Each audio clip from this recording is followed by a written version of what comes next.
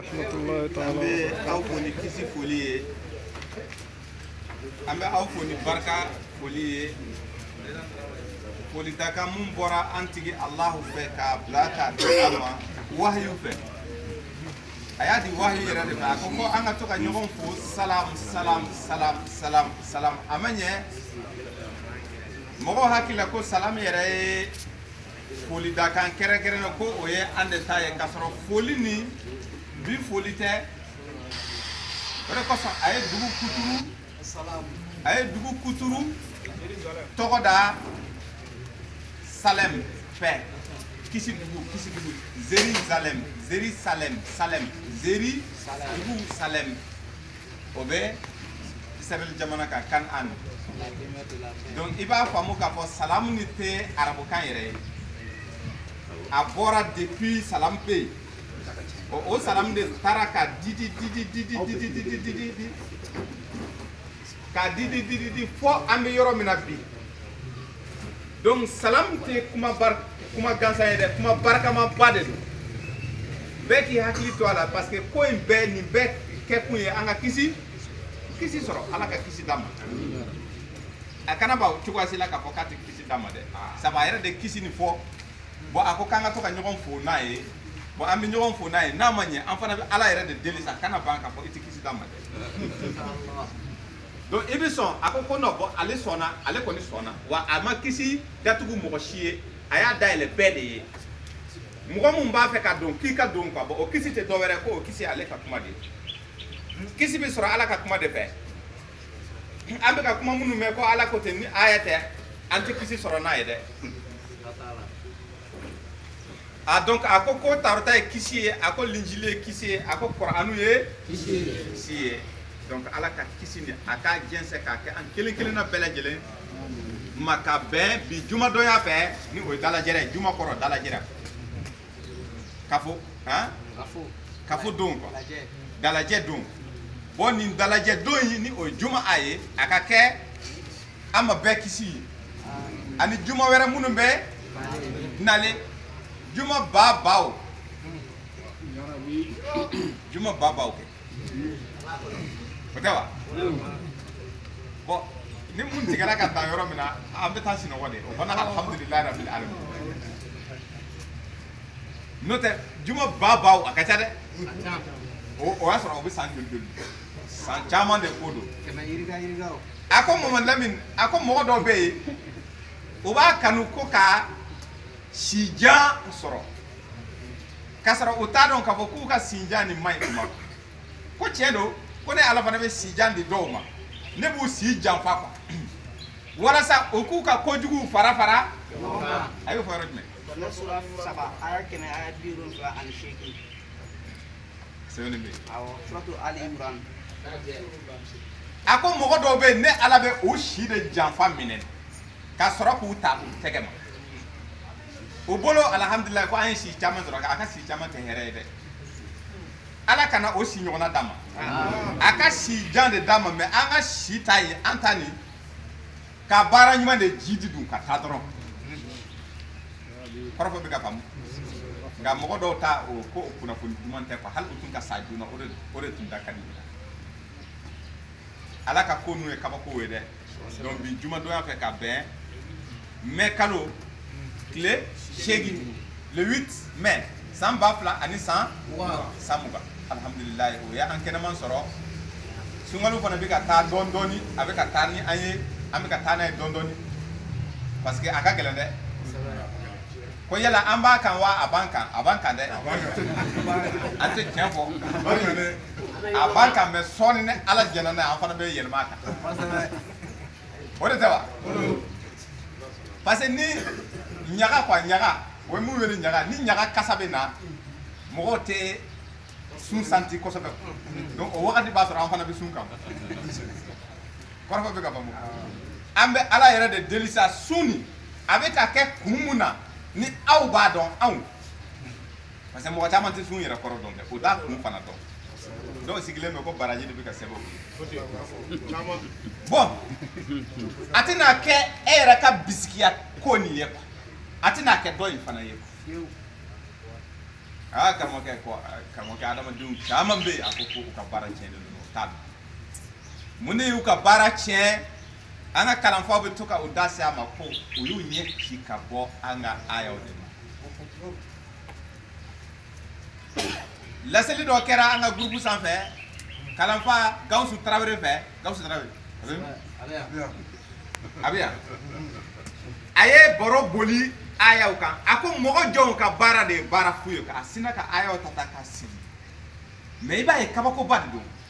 a ko Ala ko ne ma adamadenw ka baara tiɲɛ fu dɛ ma baga u ma ka baara ni tiɲɛ dɛ ne de y'u dan ne k'u ma n ko bɔn dakun wɛrɛ tɛ e la ni ne Ala batoli tɛ n bɛna fɛn dɔ ɲɛ jiri la k'a fɔ don o don 24 heures sur 24 e ka ne bato o ko tɛ dɛ n bɛna bato wagatiw di i ma quoi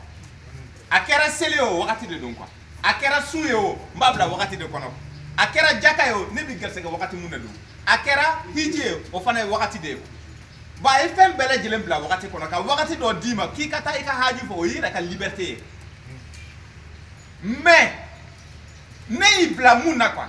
ne m'a to yen mɔgɔ dɔ k'a walawala i ye ne yɛrɛ de b'a walawala Ala ko ne yɛrɛ de bɛ a y'o fɔ suratul Kiya ne Ala yɛrɛ de b'a walawala k'a di aw ma ko Muhamadu e tɛ se ka kɔnɔna walawala o walawalali kɔnɔna walawalali lɔnni a ma di e Muhamadu ma a ma di danfɛn ma parce que mun na ne Ala ka lɔnni danfɛn tɛ se ka don a kɔnɔ k'a fɔ k'a b'a walawala mɔgɔ ye quoi ne Ala yɛrɛ de b'a walawala ne bɛ min f'i ye e k'i tulo ma jɔ dɔrɔn e ka to k'a lamɛn a y'o de fɔ Ala kira ɲɛna suratul Kiyamatu kɔnɔna na Kuran sura 75 aya 16 ka taa bila aya 10 kɔ a y'a fɔ dɛ ko Ala kira a lamɛn ne bɛ min fɔ i ye e k'i tulo ma jɔ i k'a durusi wa a durusili fana ne de b'a nɔgɔya e tɛ se ka durusi nka si tɛ se ka Kuran durusi f'a ka kɛ Ala ka diɲɛ ye wa a ko kitabu mun bɛ durusi ni Kuran tɛ nin cogoya la a volume hakɛ mun b'a la o kitabu tɛ dugukolo sanfɛ c'est vrai hein bon a ko m'a a kalan quoi n b'a sɔgɔ aw dusukun n'a hakili cogoya la ko Muhamadu Lamini ɲinan t'i sɔrɔ fo n'a ye ne ja yɔrɔ min na e yɛrɛ tuma dɔ i bɛ to kalan na e yɛrɛ bɛna bloqué quoi fo b'i ɲɛ kalakala bon subhanallah i ɲɛ hali o don ko wasiwisi nana don ne la kan to wala darabil falak yadda o ye duguma sura ye ne nana bloqué Alkanas ne k'a fɔ Alkanas o ko cɛ Alkanas tɛmɛ n'a ye kɛ ye e bɛ bloqué bon a ko Ala de jɛnna n'a ye i ɲinɛna o yɔrɔ kɔ bon a bɛ na kɔ a y'o fɔ yɔrɔ jumɛn Kuran sura 87 aya 7 a m'a fɔ wa illa ma sha Allah ko n b'a f'i ye wa i tɛ ɲinɛ cogoya si la fo ni ale Ala n'a y'a ja wagati min na i bɛ ɲinɛ ko ni ɲinɛna hakili jigi bɛ nale ko a bɛ na hakili jigi a bɛ segin ka na a nɔ na kitabu de don a b'a durusi ko bon o kitabu nin dɛ Muhamadu ni ne y'a kalan i ye a durusi n'i y'a durusi i tɛ ɲinɛ maintenant sisan nin ye quoi a to ma ne de b'a kɛ ne de b'a walawala e tɛ se k'a walawala o tilara k'a fɔ ko Ala kira ye Kuran walawala kitabu wɛrɛ kɔnɔ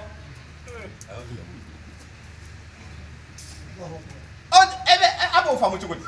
Ala ko Muhamadu e tɛ se ka Kuran walawala o Kuran walawalali a lɔnni tɛ e la a lɔnni tɛ danfɛn si la ni Alahu yɛrɛ n bɛ ka min f'i ye dɛ ne yɛrɛ de b'a a faranfasiya i ye ka taa summa inna alayna bayana o nana fɔ an ye ko Kuran ma walawala donc mun de kosɔn balaw jiginna adamadenw kan a ko aw bɛ ne bato an ko ɔhɔn kalu samina wa atana bɛɛ ko k'u y'a mɛn o sɔnna n b'a fɔ wa tuma dɔ mɛnɛ kulu ani sankolo ani dugumakolo banna o ko Ala ko farati b'a la tuma dɔ mɛnɛ a ye sankolo dan a ye dugumakolo dan ka kulu kɛ ka dugumakolo minɛ k'a coro a la a kumana u fɛ ni a ka kuma ye Ala ka kuma ka ca dɛ sankolo ninnu fana bɛ Ala ka kuma mɛn danfɛn bɛɛ n'i kɔni kɛra danfɛn dɛ i fana bɛ Ala ka kuma mɛn i ka façon na Ala y'o de fɔ a ko hali kɔnɔ ninnu i ɲɛ bɛ ko fɛn o fɛn mun bɛ yen bɛɛ bɛ Ala bato foyi tɛ mun tɛ Ala bato comme a bato ko aw de t'a faamu Binan ni nani. Suratul Israël. Ay binan ni nani. Kata do. Donc ça veut dire que vous fana be kuma ala fait. Donc ako sangolo duguma kono kulu. Laydu ba fa ka laydu ba do de mina awfa. Ko laydu jume ko bon. Sira fla bina yira awla. Nin kay ni may.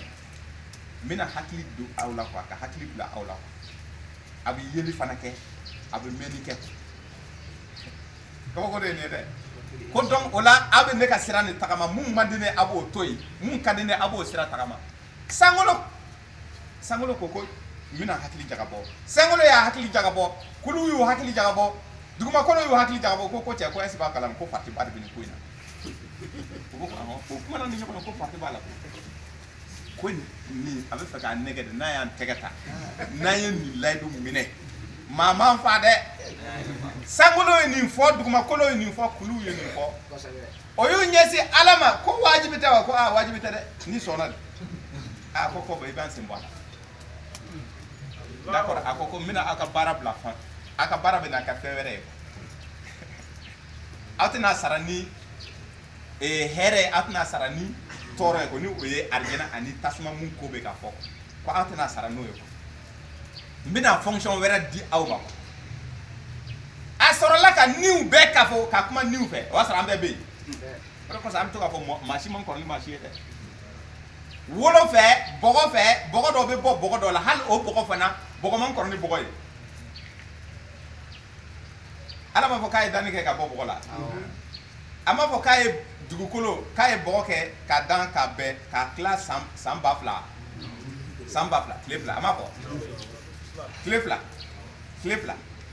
ayo fo fusla to kono Quran sura bina nikele aya kononto aya tan nikele mais aya kononto ako kay duguma kolo dan ka ba clefla ala yoro kelembe be anga jatela samba Quran sura mugani fla aya bina ni wolo donc samba fla ay duguma kolo kila ka ban tuma mina ay sangolo ay kulu fana churun ka kulu fana glan o wakati kele watro kulu tumbi yere la ako kone ala ye kulu glan ani yiri nunu ani baga nunu abe ani anga baloma fe nunu aya beglan ka ben clef la maka kulu nunu ke ka choron du kolo la du kolo soro la ka sabati ko ko sa an sabati dendo ateka yere ne anye pa kono te ka ateka sabati du kolo san fe ni kulu te o fana bena clé joli clé nani donc ba joli ba nani ko sisi tun kembe ka duguma kolo datuko o wakati ko sangolo tun te ale soro la ka fo ko sisi ka yela ka ke sangolo ko sisi nunu yela na o ma se ka ban o se ka ban fana o yela na ka ta ke sangolo wolon la e ka ben clé flama joli clé woro donc o fana samba fla donc abe samba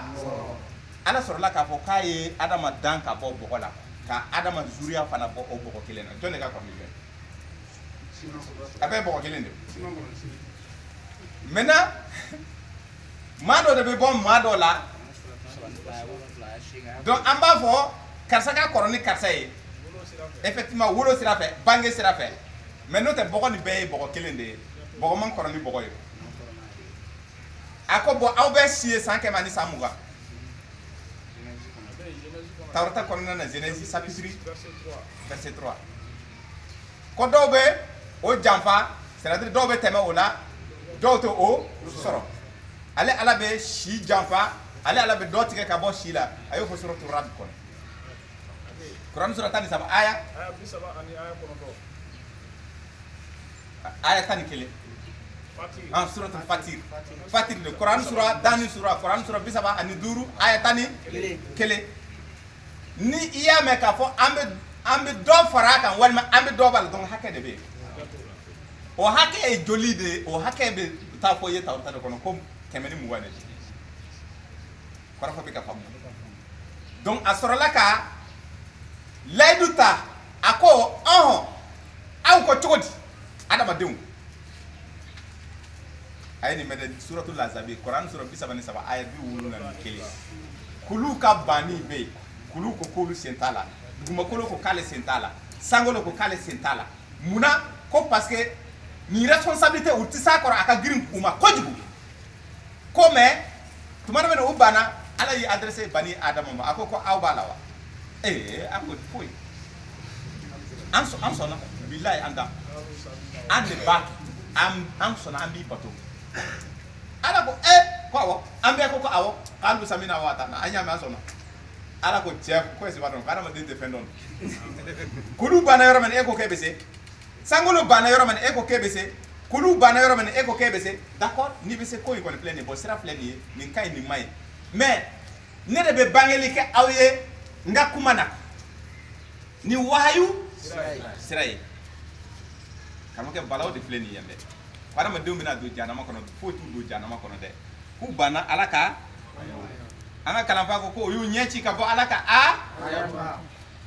e kanga korona de daele ka leje ko selibe ke chugudi e ba foko bo a sebene be korona so tani wolum la ay ke mane ay tan ni seli ni ba kala a kalanka jaate gundo seli kalanka te gundo iti perena e ko jugu ki ka ke ne ha o jonga kuma Allah kuma ni jelen do wa jelente abo ale dum seli abe seli ba gundo ko bugari ko wan mako don bawde ni meka karamo kamana gambi de ko makal mami rebe siligundo ko makal mami rebe siligundo kasi sa ne ki mango abe Quran sura tani wolum la aya kemane ayata bo oya aya de ala ko laqad anzalna ayatin mubayinatin iyaye kale be bangeli keni aya ode ko ala ka kuma kale ba bangeni aya ode ko ay mun fo katugala wallahu yahdi man yashau ale be mo blasira kan mamunye ale alaja ki blasira jumenka ila siratil mustaqim siramun kilinin ni aya bonne ala ne ko anko ni aya do soro korna suratani wolum la aya kemene ayata mumba fo anyina ko ni be seli ki kana seli kalankan ke ka gundo e kana perena e ka a berebe hake ama fo bon mo be seli gundo o aya be mi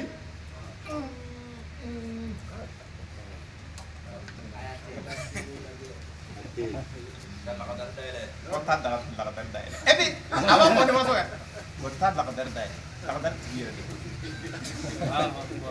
ebi kabo ko emu adobe obi sebe de la me adobe kalabanchi do ba don chete a kalabanchi ka dogon mais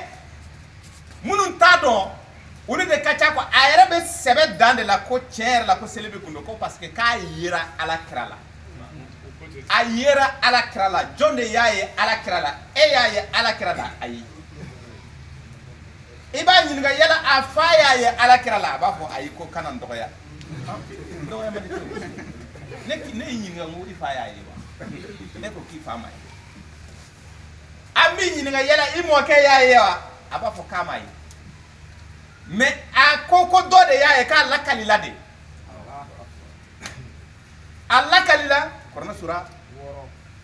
sura flata aya keme be aya bi wulu nani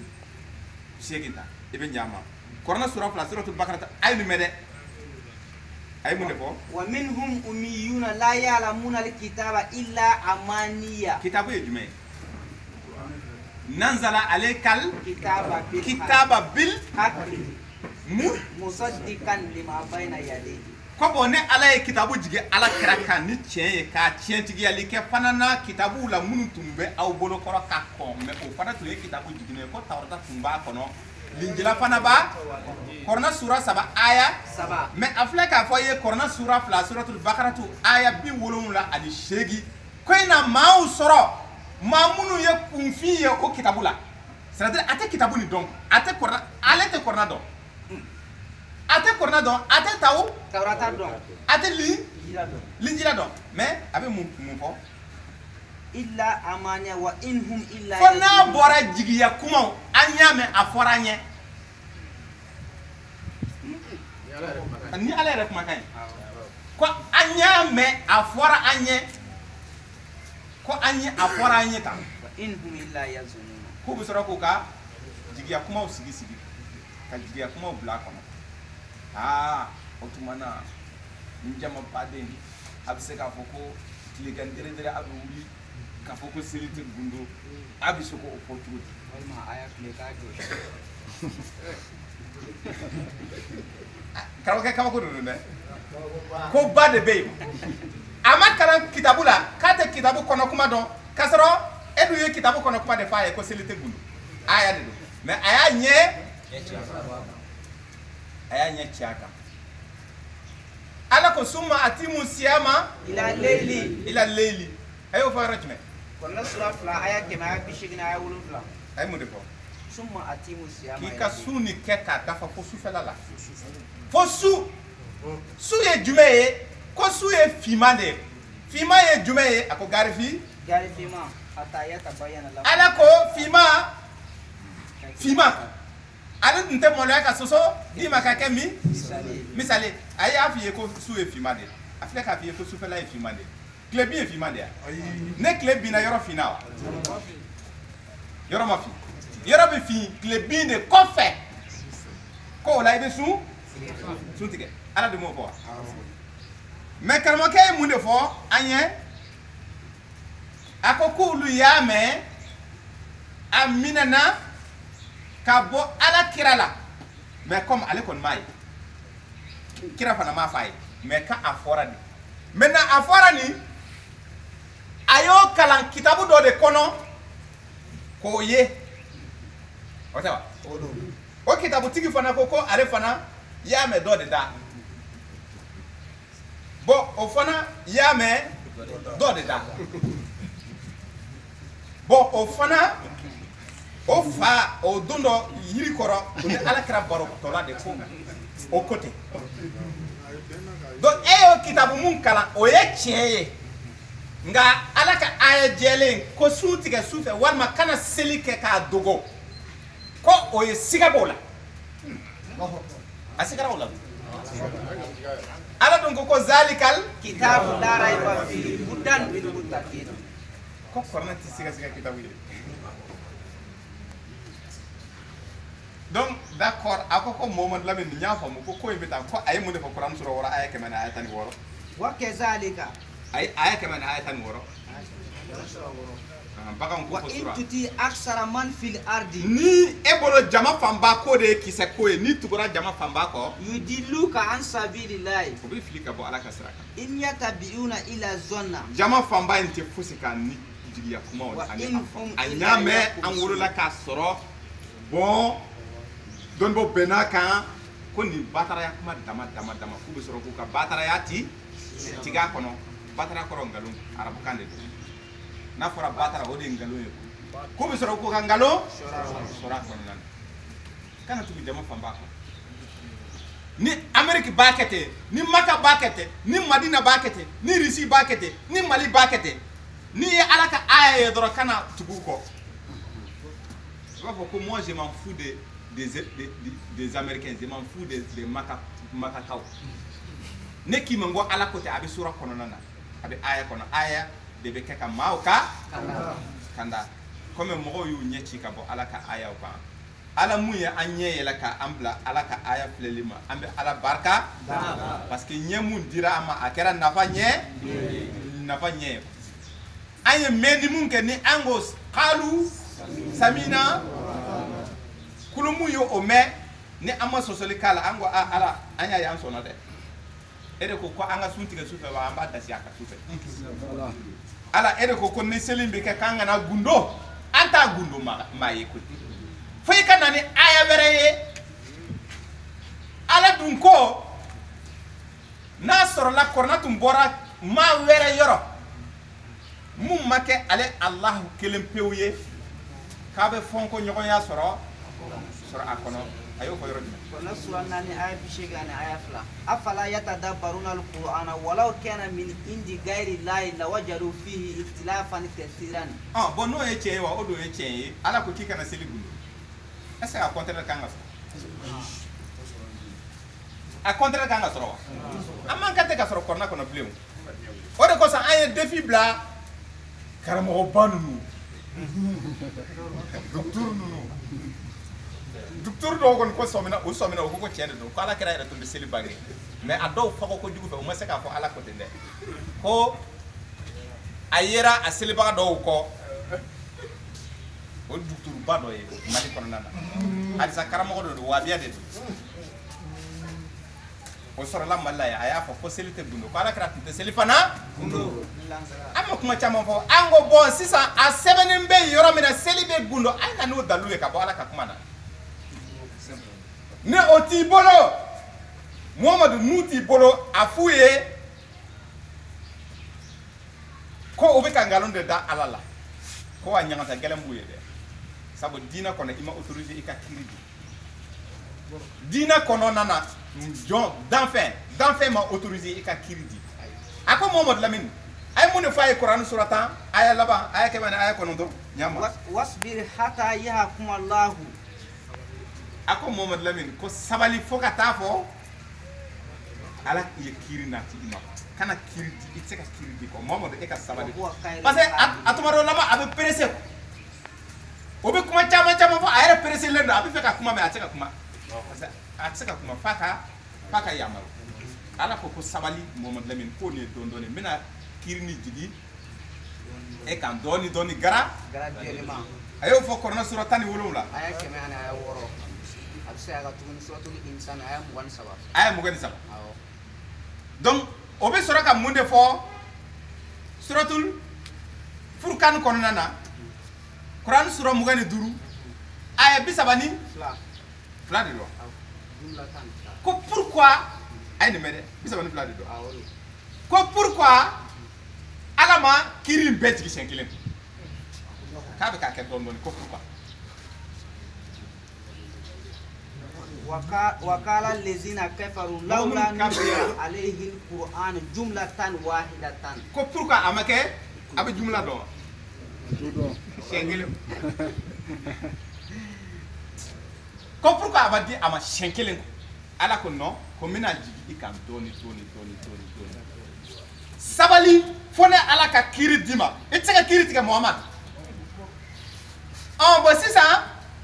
mɔgɔw ni i ma dalilu di ka bɔ Kuranɛ kɔnɔ k'a fɔ Ala ko tɛ a bɛ nin sura in kɔnɔ a bɛ nin aya in kɔnɔ ni i kumana k'a sɔrɔ aya tɛ ça veut dire que i ye kiiri di silamɛya kɔnɔna na Ala dun ko Kuranɛ kɔnɔ ko Muhamadu droit t'i fɛ i ka kiiri di mɔgɔ ma fo ne Ala de ka kiiri nati wa i bɛ sabali fana parce que ne Ala bɛ i yɛrɛ sago de la ne tɛ don maa ka sago la o b'a fɛ e k'a kɛ cogo min na ne t'a kɛ ten i m'a ye ko Ala kɛra ka diɲɛ ban quoi ne kisɛ tigi billahi k'a bɛ k'a fɔ ko diɲɛ bɛ ban diɲɛ bɛ bɛn ko olu ye nin kuma ninnu bɛɛ ka ko cɛ ko i ti jɔ an ka dɔ mɛn ko a pali u taara fɔ a ye suratul haji kɔnɔ a ye nin minɛ baro nin bɛ yen suratul haji Kuranɛ sura 22 aya 47 o taara Ala kɛra koron ko bɔ ko Ala kɛra ka wagati nin pali billahi k'a ka a ban quoi ko olu k'u yɛrɛ sɔrɔ ko ni tiɲɛtigi de ye Ala ko k'u ka sabali Ala tɛ maa ye ale tɛ tigi ye mun bɛ layidu minɛ k'a bɔrɔtɔ ale Ala tɛ layidu wuli dɛ kiyama bɛ na nin diɲɛ bɛ wuli nin ko ne b'a kɛ quoi comme o presselen don k'u ka sabali ko o ka ko ni ne ka ko tɛ kelen quoi ni ne ko n ko a surunyana tiɲɛ de don a surunyana cogoya la ni e y'i sen kɔrɔta dɔrɔn ale b'a diɲɛ wuli b'a sen da nɔ i sen da bila i sen da nɔ na a y'o fɔ Kuranɛ sura 27 aya 72 sabanan a y'a fɔ kɔrɔfɔ bɛ ka faamu komi an bɛ segin ka taa hiji kɔnɔna hiji sura kɔnɔ aya 47 ko bolo ye mun ye ko ne Ala yɔrɔ ko ne ni aw ka temps tɛ kelen ye a ka ko an ka kow tɛ kelen ye o ka sabali layidu tɛ wuli mais a sera mais bolo ye mun ye ne Ala yɔrɔ tile kelen ne Ala ka tile kelen aw kan ka san 1000 de sɔrɔ walasa a ka kɛ tile kelen ne Ala yɔrɔ a ka san 1000 o san 1000 ni san 1000 kɛ dugukolo sanfɛ o de ye Ala yɔrɔ tile kelen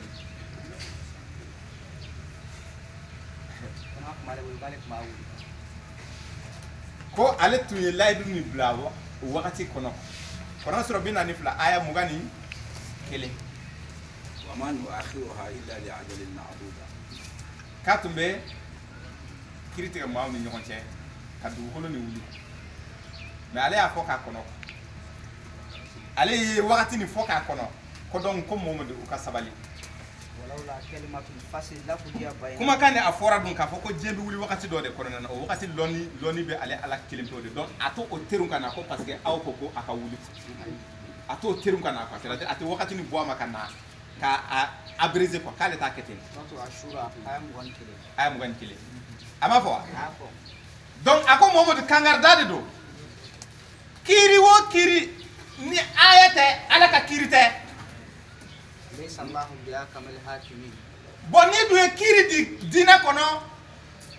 o droit tɛ e fɛ o droit tɛ dɔnnibaaw fɛ k'u ka fara ɲɔgɔn kan ko dɔnnibaaw bɛn n'a kan a bɛ to k'a mɛn ko dɔnnibaaw bɛn n'a kan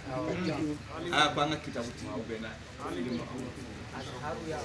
kan azaru mɔgɔw y'a fɔ o fana ko a bɛ se k'a fɔ ko maka arabu baw karamɔgɔ ba ninnu muftiw ninnu parce que olu bɛ wele muftiw kɔrɔ ka c'est que kiiri dibaga dan quoi azaru ni wala molaw an ka mola ninnu an ka ulema ninnu an ka alimamuba ninnu an ka waliyu ninnu yɛrɛ saki olu bɛ mun fɔ la a bɛ se k'a fɔ k'o tɛ tiɲɛ ye cogo di an ka ulemaw ninnu waliyu ninnu diinɛ t'u ta ye o fa ta tɛ o ba ta tɛ diinɛ ye ala de ye a y'o fɔ yɔrɔ jumɛn ala lillahi dinul khalisa kɔnɔna sura e ka waliyu kan ka i ta conforme ni ala ka kuma ye kiraw y'u conforme ni ala ka kuma ye e ko non e ka waliyu ni ale bɛ se ka n'u bɛnna mun kan k'o bɛ se ka kɛ kiiri ye k'a sɔrɔ kiraw ma ci kira si ma ci dugukolo sanfɛ k'a k'a ka jama fara ɲɔgɔn kan u ka kiiri bɔ kiiri de bɛ don kira in da k'a k'a fɔ a ka mɔgɔ nin ye a ma gɛlɛya o ye kiiri bɔ diinɛ kɔnɔna na a kana o ka kiiri nin minɛ n'a y'u ka kiiri nin minɛ dɔrɔn a bɛ taa ni aw ye jahanama kɔnɔna na a y'u ka baara bɛɛ tiɲɛ ka da mun kan o bɛ ala bato mɛ ko o tɛ ka ala bato ni ala ka ayaw ye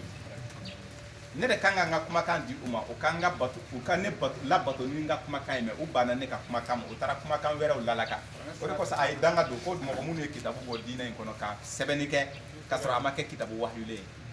a bɛɛ ala ka danga denw fawailun lillazina yaktubuna alkitaba bi aydihim summa yaquluna hadha min indillahi liyashtaru bihi samanan qalilan fawailun lahum mimma katabat aydihim wa wailun lahum mimma yaksibuna Korona sura fila aya bi wolonwula ani ko ale ala ka danga bɛ maaw kan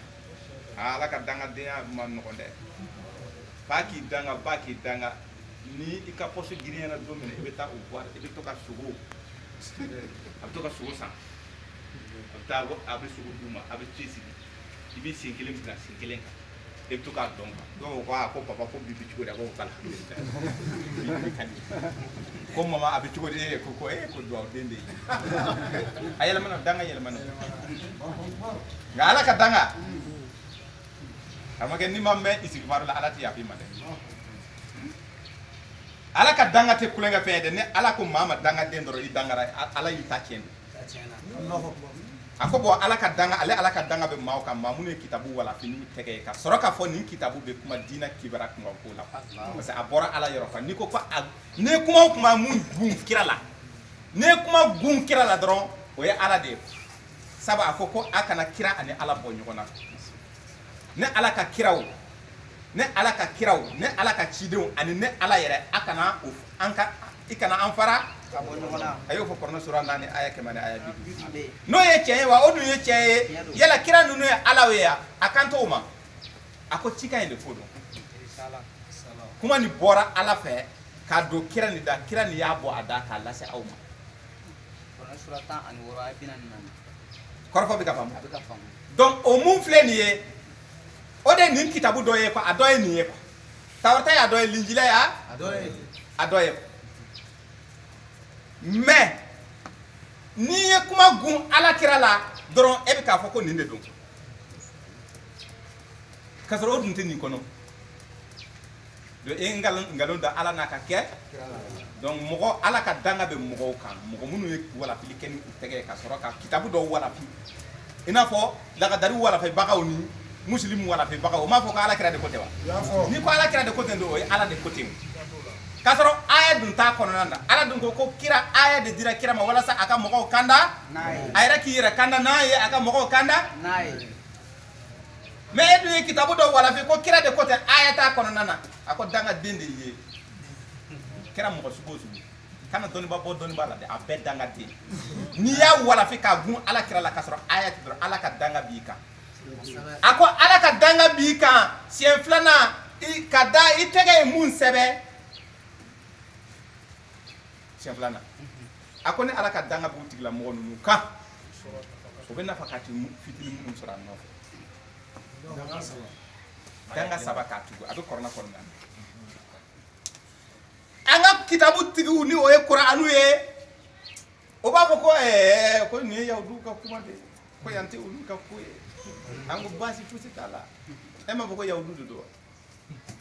bon a ko k'i kana yahudiw ladege kuranɛ sura 62 aya ko parce que ko kitabu dira olu fɔlɔ de ma o ye kitabu den kɛrɛfɛ ka fɛn wɛrɛ lalaka ko o misali kɛra fali k'a kana o ladege e m'a fɔ ko aya in tɛ e kan wa tellement que mumini den ninnu tellement que a fan 80% kalabanciya b'u la a ka bɔ hakili ma ni kuma mun ta o jimi sira ma ko non ko nin ye yahudiw de bon a k'i ma problème fosi t'a la a ko i kana yahudiw ladege parce que ko yahudiw tawrata dir'u ma o banna taw bon d'accord e m'a fɔ ko yahudiw de don ba bon e dun ala kira ye mun de fɔ i ye furkan kɔnɔna na aya bisa wa qala rasulu ya rabbi inna qaumi itakazu hadha alquran mahjuran o ma kɛ fali ye olu fana ma kɛ fali ye olu ka fali ala kira yɛrɛ de ko ten ko ale fana ka manton banna kɔnɔna na o kɛra i n'a fɔ yahudu misali a fɔra k'u kana misali ta olu fɛ parce que olu fɔlɔ de ye tawrata sɔrɔ mais u banna ka tawrata bila ba la aw fana ye kɔrɔna sɔrɔ kangari mun dara aw banna yahudu ninnu banna u taara mun de kɛ u taara walafili de kɛ u taara kitabu de sɛbɛn o oui Talmud bon an fana banna olu fana mumini denw sɛ an t'a fɔ an t'a fɔ cogo an b'a fɔ cogo mumini denw fana o fana banna kuran na o bɔra muminiya kɔnɔ wa o tora muminiya kɔnɔ o ye mun de kɛ o ye walafili de kɛ n'u tɛgɛ ye ala ka danga b'u ala ka danga denw de don ale kana se o kuma na dɛ dɔ y'a ɲininka alimamu dɔ ko yala an bɛ sɔn k'a fɔ ko maliki bɛ nin ko ninnu na wa an ko kama kɛ an bɛ min f'i ye kiraw ye ala ka dimi sɔrɔ ala dimina kiraw kɔrɔ kuma tɛ e bɛ ka maa mun tɔgɔ fɔ ale ka misɛn kira ninnu kɔrɔ maliki ka misɛn ala kiraw kɔrɔ maliki ka misɛn a ko an bɛ sɔn k'a fɔ ko maliki b'a la an ma taa n'a ye direct la an taara n'a ye k'a hakili sigi fɔlɔ maliki tɛ bonya ni kiraw ye a ko Mamadu kira dɔ ka baro bɛ bɔ i ye quoi Yunus n ye mission d'a ma a tun bɛ ne i fosi mission in kɔrɔ a ye erreur ba kɛ ne ala dimina kɔrɔ ne ala ko n ko jɛgɛ k'a kun minɛ k'a kun jɛgɛ a ma kɛ wa ko tuma ne minɛ suratul asaf kɔrɔ ne sura 30 ani aya 100 aya 39 ka jigin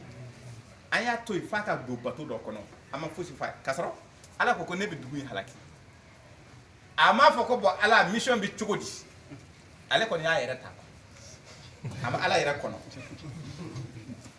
a bolila mission nin ɲɛ a ko kira nin bɛna nin kira nin bɛna a ta tɛgɛ ma dɔɔnin tuma min na a ye bato de ta ne ala ye fiɲɛ de bila bato in na ji ka fiɲɛ wuli a y'o de fɔ i ye suratu Yunusu kɔnɔna na aya 12 Yunusu de tɛ Yunusu de a ko ne ala bɛ fiɲɛ wuli jiw sanfɛ fatir de don fatir dani sura aya 12 a ko ne ala ye fiɲɛ bila bato tun bɛna dafiri n'u ye batotigiw ye ɲɔgɔn ye o ko mɔgɔ kunnagon dɔ bɛ an ka bato in kɔnɔ c'est sûr n'an m'a ɲɛɲini a tigilamɔgɔ sababu fɛ an bɛ loni be de loni waralen ako ko ne ala adama dem bunya ko na sura tani wulun la aya bi wulun ne ala adama dem bunya na bunya ni fen su be ko ako tumana ne o so mi na ka fo ko do be ko be o nyoko ye bato ko na ko mo do be mo mu ko jelente ya ko na tigla mo ma bo anjala bato be dafiri ne aye ko bon ambe ko en ke tibo de kanga kala what amna kala fi ko ni min ka kala bora dron amina kala ta ka latunu ka singa do sama ka bo ni ka kala bora dron e de mo nogole e de mo boy ala ka dimi bi mo mun no do ala be fe ka dimi bo ambela ni ma bo ancela ala de fo ako isaral ka dewma ako naye ko jugu ye kaka ko jugu ni ta awtel aka atigi bo mine ka bona dugu aka na ka dugu ko abi bona dugu bodala aba fakaye wala sa danga kana na jigi israel ayo fo detornom bende kaji ni kuma file ka fo bato ko na o somina ka fo mo do be mo mun ka ko jelite o e kala fili kala yunusuta kira ala ka kira ala nu ko kale ka kira nu kafsa ni jena kono fe ayo fo yorojme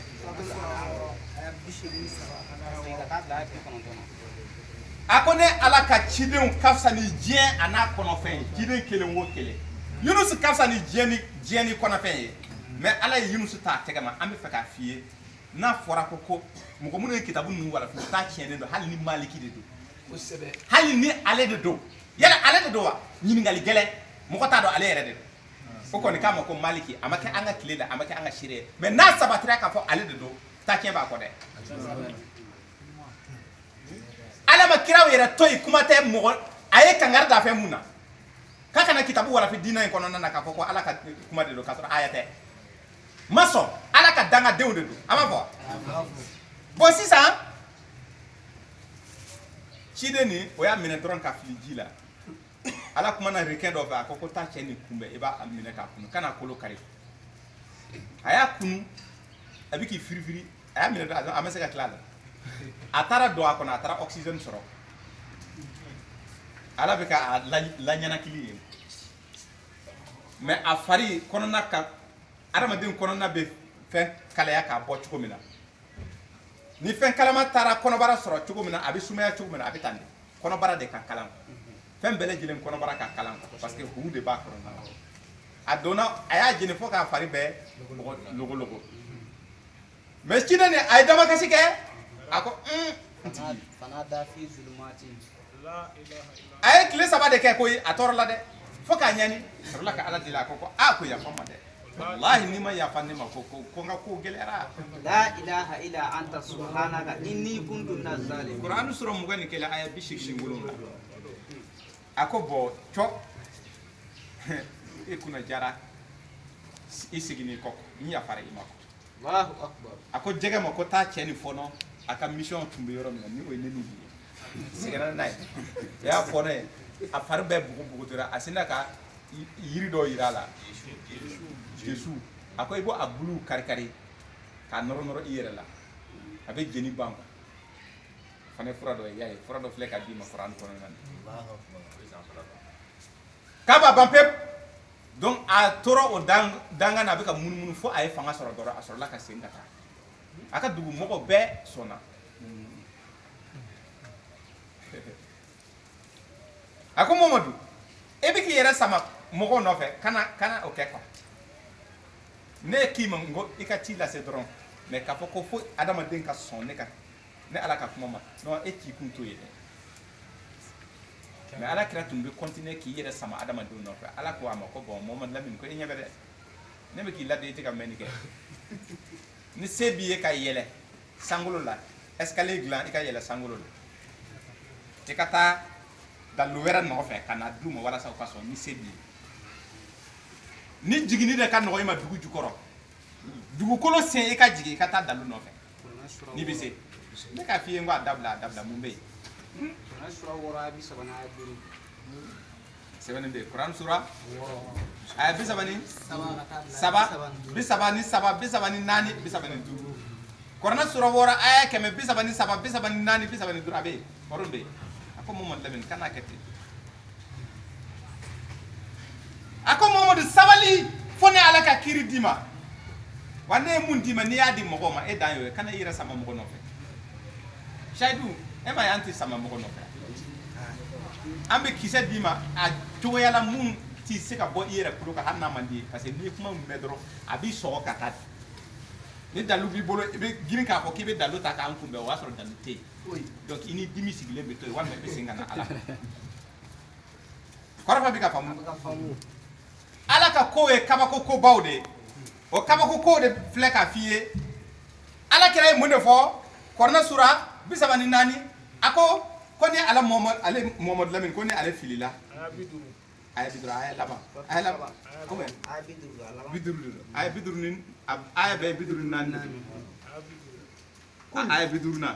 korna sura bisaba ani ala kira bena kuma ya wahyi do ala kira ka wahyi kuma do pleni ala mun de fo kul Muhammad afo in dolaltu nini Muhammad koni filila fa inna ma adillu ala nafsi koni ale Muhammad koni filila fili bora ale yɛrɛ de la ale nikun ale fɛn dɔ de miiri a yɛrɛ ye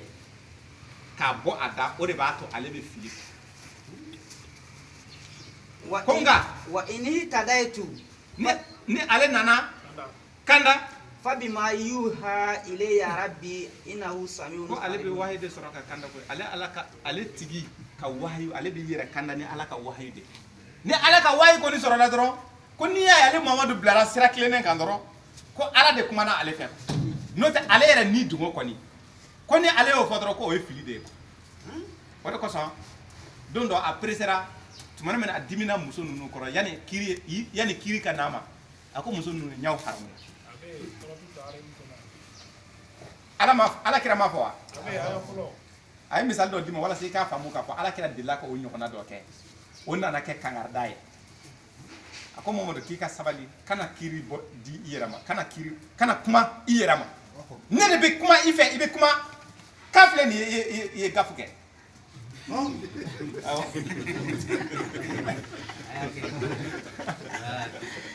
kɔnɔ sɔrɔ 66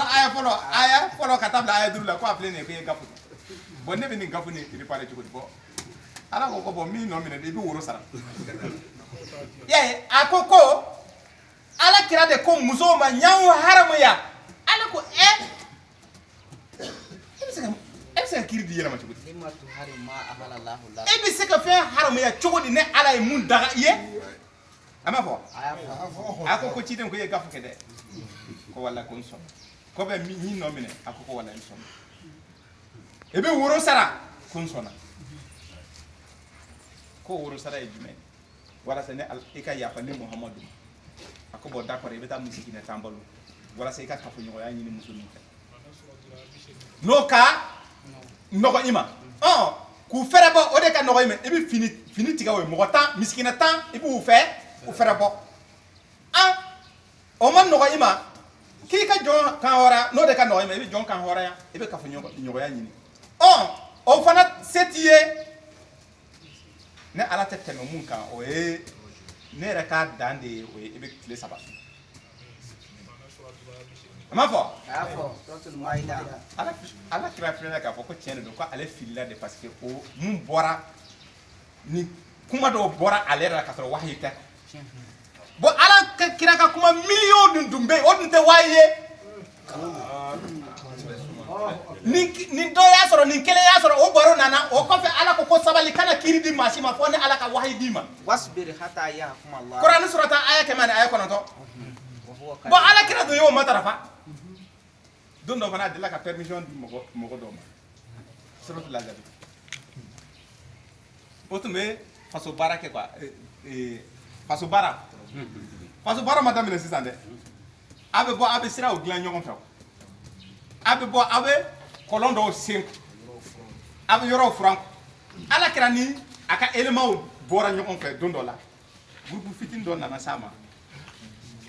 komi ala kira ko i bɛ permission i bɛ yamari di a ma an b'an ka ci dɔw bɛ yen walayi bi ko dɔw bɛ yen an bolo k'an bɛ ko dɔ ɲɛɲini ala kira dusukun kama sina ga ko no ko pulo ko sta laita ala ko chugudi obitami ebi permet pourquoi ebi jenduma ebi jenduma pourquoi ako mamadou ko yafa nyini fe wa note nete yafa ni kele ma de ako ko ala yafa ma ko wa an so abu sura nyimena sura atilla zabi kono Suratul Ahzab. ay joli Saban shege. aba leje ha Alaye. suratul azabi de do be suratul tawba de Ase tawatu. abi se ka leje afana ka leje ko ni ay klalal ni la aka nyini ako pourquoi ebe jendi uma pourquoi ebe jendi uma kasro ema koni saranela suratul taw ay binani saba suratul tawba ko foyi ka yafa de nyini ne ala fe Fallahu anka lima azinta lahum hatta yatabayyana laka allazina suraku wa ta'lamu al-kazibina. atene ko ala kirama pourquoi ebe permis pourquoi il ok o bora ire de la ama kewa ama wayi ko non odu ko bu feka ta ko ciu do la ko ala kira ka yamar bi uma ala kira ko no ko problem fo dal ayta yai ayta mun fo akira ala fe gashiye ko pourquoi ala kira yera de ye o fomine ku kata ko kadro ale ala parce que ede ko ni ala kira ko kika ko mun ke ala me korona sura bi saba ani saba ay woro ko muhammadu ka sago be aw yera kun ka sago ka ala kira ka laɲini e kan n'a bɔra e kan n'a k'i ma e tun kan ka voyager sini kayi n'a k'i ma ko kayi voyage bɔ a ma taa nin kɛ a ko ala kira ka sago de bɛ e ta in kan An-nabiyyu awla bil mu'minina min anfusihim. donc ala kira de y'u labɔ k'u ka taa ko dɔ kɛ baara dɔ kɛ ɲɔgɔn fɛ u bɔlen mɔgɔ ninnu ko non ko ala kira ka jɛn di u ma walasa u ka taa u ka hajiw la ala kira m'o kɛ problème ye ala ko heyi ni e kira ko cogo min na o bɛ kɛ ten de o tɛ kana u bila pourquoi e b'u bila wa ne y'i nɔ minɛ e ye permission d'u ma pourquoi e bɛ permission d'u ma kuma in nana dɛ azabi aya tani a bɛ azabi fana kɔnɔ aya tani saba kuma ma na a bɛ nin cogoya de la nin fitini kuma nana k'a d'i ma o tɛmɛnen kɔfɛ kabini o ko ninnu kɛra ala kira tɛ hali ni nana a yugu k'a ka kuma diinɛ na a tɛ kuma heyi kuma ne nana ɲɛ a b'a fɔ n bɛ n tigi ala ka yamaru de kɔnɔ a bɛ na ni aya ye ka di ne ma ne tun ka ko la aw banna k'a ye ko aw muso y'a lakali dɔ y'a mɛn a da a y'a fɔ tan ko ala kira ye nin lakali dɔ y'o mɛn dɔ taara o lakali yan fɛ o fana de y'a lakali yan fɛ nin bɛɛ naganaga kan a si tɛ tiɲɛ ye donc an bɛ mun de kɛ an ye heure kelen kɛ baro la nin baro tun ye tun kan ye babu yɛrɛ tɛ koyi nka a bɛ adamaden nafa a bɛ mɔgɔ kunu a bɛ mɔgɔ lakunu a bɛ mɔgɔ lakunu dɛ kosɛbɛ donc o hukumu de kɔnɔ ala ye mun de ɲini an fɛ walasa an kana fili a ko ikra a ye kalan kɛ Muhamadu mais kalan kɛ dɛ bon n'aw ye kalan kɛ k'aw ka jumɛn de kalan k'aw ka ala ka kitabu de kalan Wa an atlu wal qur'ana. a y'o fɔ kuranɛ sura 20 Wolonfila. A bi kɔnɔntɔn ni kelen. 91 suratu naml a ko Muhamadu ikra a y'o fɔ kuranɛ sura 96 aya fɔlɔ filanan sabanan naaninan duurunan ko ne ala bɛna aw ladɔnniya fɛn na aw tɛ fɛn mun dɔn ni biki sira ye a ko Muhamadu Lamini kalan kɛ mais i bɛna jumɛn de kalan ko Muhamadu Lamini i bɛ kuranɛ kalan kuranɛ ka kɛ i ka kalanfɛn ye korna ka kɛ i ka kalan kalan fɛn ye suratul naml aya 92 be suratul naml aya 92 ko k'i ka korna kalan faman itada fa inama yatadi li nafsihi wa man dalla fa qul inama ana min al munzirin kɔrɔfɔ bɛ ka faamu a bɛ ka faamu bon sisan mɔgɔw yɛlɛmana u bɛ ka mun de kalan ashmawi o bɛ bugari kalan u bɛ muslim kalan u bɛ lakadari kalan non a ko a kana o kalan diinɛ na ne bɛ mun fɔ i ye ko i ka kɔrɔna kalan n'i ye kɔrɔna kalan k'i ka mun de fɔ mɔgɔw ye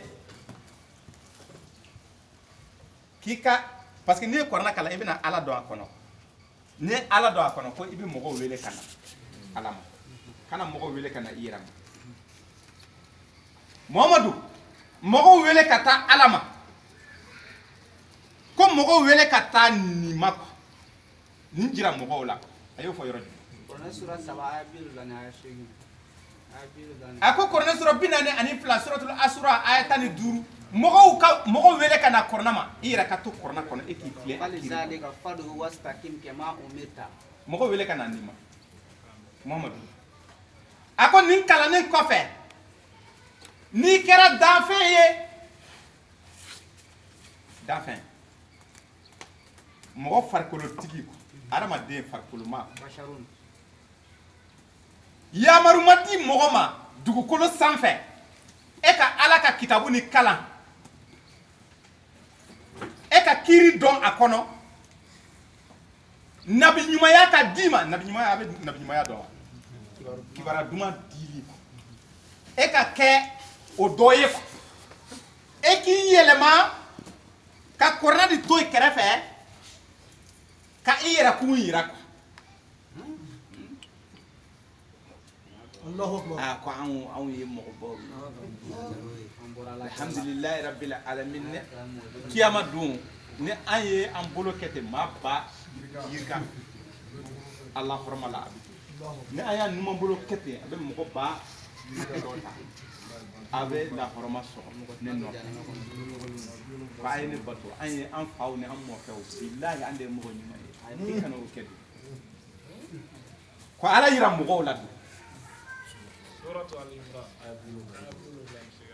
ko a ma bɛn cogoya si la e ka kɔrɔna kalan k'a lɔnni sɔrɔ ka kɔrɔna nin yɛlɛma k'a den kɛrɛfɛ ka fɛn wɛrɛ jira ala mɔgɔw la ka mun tɛ ala ye k'aw ka ala to yen a kana ala bato mɛ a k'an ka mɔgɔba ninnu bato ko e ka kitabu dɔnni kɛra i ma balaw ye dɛ i ka kiiri kalanni kɛra i ma balaw ye dɛ bon karamɔgɔ minnu bɛ dugukolo sanfɛ bi tile in na a kɛmɛ o kɛmɛ 99 a bɛɛ bɛ ŋaɲa fɛ sabu a bɛɛ b'a la ka fɛn wɛrɛ de jira adamadenw ma mɛ u ma ala yira mɔgɔw la parce que ala bɛ kɔrɔna de kɔnɔ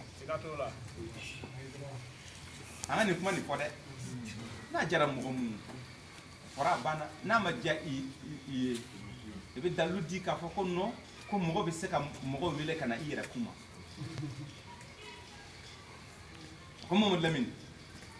ko mɔgɔ minnu bɛ ka adamadenw ka ala ka sira yɛrɛ geren ko o ye mɔgɔ kalannen ye o kalanna o tumana min na o ye ala ka kiiri dɔn o ye o kun suli u ni sɛtaniw ka taa u ni sagow fɛ Kuran sura 7 aya 175 a ko Mamadu Lamini n'a tun ye ne ala ja ne tun bɛ aw kɔrɔta ne tun b'u kɔrɔta ni kuranna aya ninnu ye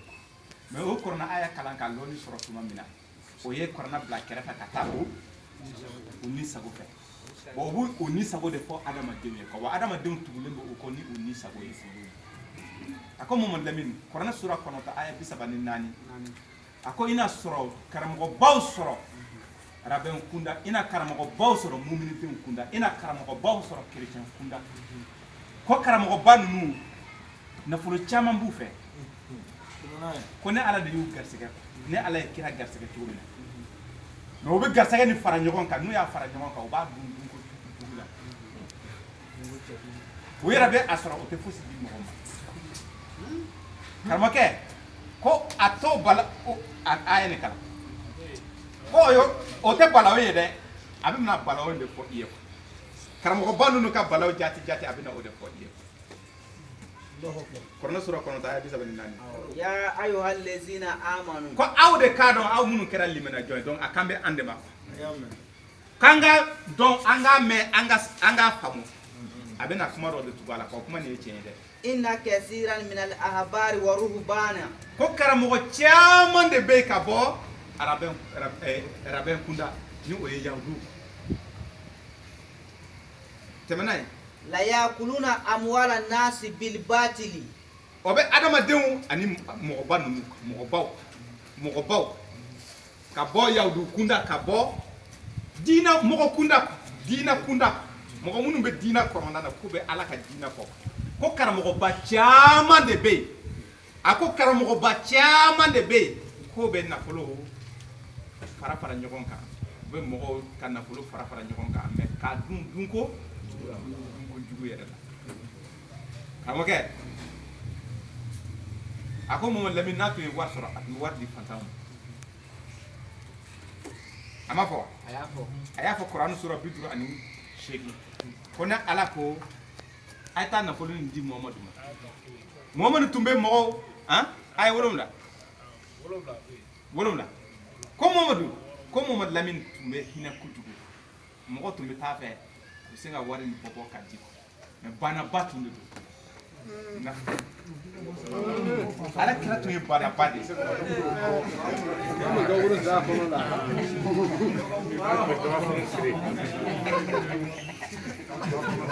tiɲɛ don i b'a dɔn ni ala ka kiri ɲagamina i bolo i bɛ se ka kuma dɔw di ka sɔrɔ o tɛ parce que u bɛ to k'a ye sinon kuma nin a taa yɔrɔ man jan a ko Mamadu Lamini an y'a sɔrɔ e ye yati an y'i bɔ yatimɛya la alam yajidika yatiman fa'awa donc n'i ko ala kira tun ye yatimɛ ye tiɲɛ don mais a bɔra yatimɛya la bon a ye mun de tugu a la a ko ala kira ma ne y'a sɔrɔ e tun ye mɔgɔ fililen ye n'i ko ala kira tun fililen don i ma nkalon tigɛ o mais a bɔra fili kɔnɔ tuma min na a ye san 40 sɔrɔ tuma min na o fana fɔra i ye a bɛ sɔrɔ ka mun de tugu a la wajaraka ailan fa'agna n y'a sɔrɔ e tun ye fantan ye ni ba ka kɔn kiraya ɲɛ n'i ko fantan don basi fosi t'a la mais ala kira ma sa fantanya la dɛ ala kira ɲɔgɔn banna tun tɛ yen ale kana se k'o kuma na dɛ fo ala ko suratul anfali kɔnɔ ko kɛlɛ aw bɛ kɛlɛ kɛ dugu minnu na ni kɛlɛ ma engagé mais o ye reddition kɛ quoi o bɛ sɔrɔ minnu di suratul anfali aya 41 ko a 5e a tilayɔrɔ 5 o 5 o tɛ wa ou bien a tilayɔrɔ 5 na sɔrɔ ninnu na sɔrɔ ninnu tilayɔrɔ 5 na a b'a di ala kira ma sanu caman tun bɛ yen wari caman tun bɛ yen sow fɛn caman tun bɛ yen o b'a di ala kira ma ala kira kɛra bana ye mais a bɛ yala yala ale a ka poche falen don o de kosɔn ko fantan de tugulen bɛ ala kira kɔrɔ a bɛ jeton di mɔgɔw ma wari di mɔgɔw ma mais ko karamɔgɔ ninnu ko u t'a di dɛ k'u bugulen bɛ wari nin kan d'accord o ma kɛ a juguman ye an mago bɛ yɔrɔ min na yɛrɛ yɛrɛ a bɛ na o de tugu a la wa yasudduna an sabilillahi ko nka tiɲɛ yɛrɛ yɛrɛ ye mun ye quoi ko karamɔgɔ ninnu yɛrɛ de bɛ ala ka sira gere adamadenw ye olu de tun bilara a y'o fɔ i suratu tawba kɔnɔna na aya 122 ko Mamadu Lamini c'est pas la peine bɛɛ ka wuli ka fɔ k'u bɛ taa ala ko kalan kuranɛ kalan ko bɛɛ ka taa kuranɛ kalan ne m'o fɔ parce que n b'a dɔn o tɛ se ka kɛ ala ka ɲi dɛ ko a ka cɛw dɔw bɔ aw la a k'u bila ka taa u ka kalan kɛ n'u ye kalan nin u ka ala ka kuma ni kalan n'u nana ala ka kuma kalan u ka segin ka na aw ma u k'a fɔ ko ala ko tɛ ala ko tɛ ala ko tɛ aw ma olu de karamɔgɔba ninnu u taara Saudiya Kuwait Bahrain Misra Maroc Qatar n'u seginna ka na u taara kuranɛ kalan ala ka kuma kalan o ye ala ka kuma dɔn tuma min o y'a den kɛrɛfɛ sisan aw minnu ma kalan e tɛ se ka n'a fɔra docteur kuma banna a bɛ to k'a kɛ ten awɔ a yɛrɛ nɔrɔlen don alhamdulillah qala rasul ana ibn abbas abi kana ibn abbas mun ko neta ko qal ko de ya lakali abe o kuma sigi ka di aw ma aw yara siglembe aw bolo aw nana ala ko de lame afe a siglembe abe ka aw waju mais ala ka aya kelen ta kono nana ko kiri tigu benaka doni bo benaka riwaya do nana e riwaya wera fana bora na eta abi ka fe munun ti aw man ni ko ni abi ka ala ka sira de gire mo ko